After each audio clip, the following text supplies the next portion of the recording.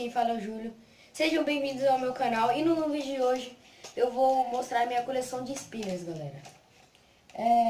Um spinner eu não vou mostrar porque eu perdi. Ele era um bem simples de LED, só que os LED nem estavam mais funcionando.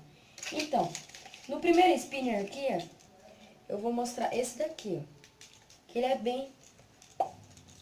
gira bem, só que não tão contra os outros.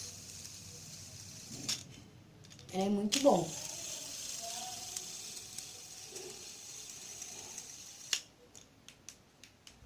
Então, o próximo é o do Batman. Ele é muito bom, gira bem. Olha aqui, ó.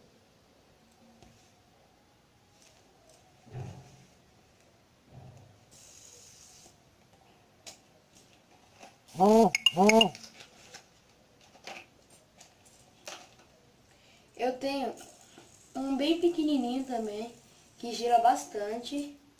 E ele é bem... ele é todo de metal aqui, como vocês podem ver aí.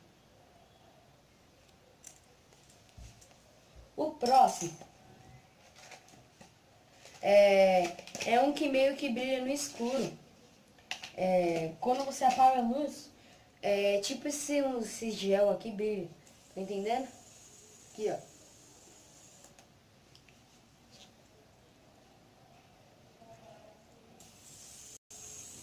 Vamos pro próximo. E é o único meu que tem na caixinha.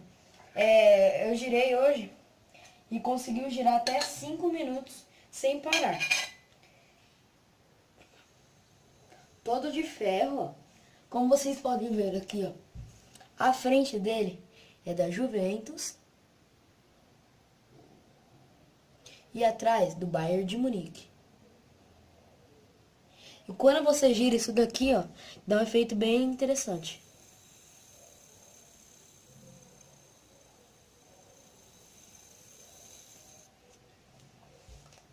Então, galera, esse foi o vídeo. Espero que vocês tenham gostado. Deixe o like, se inscreva no canal.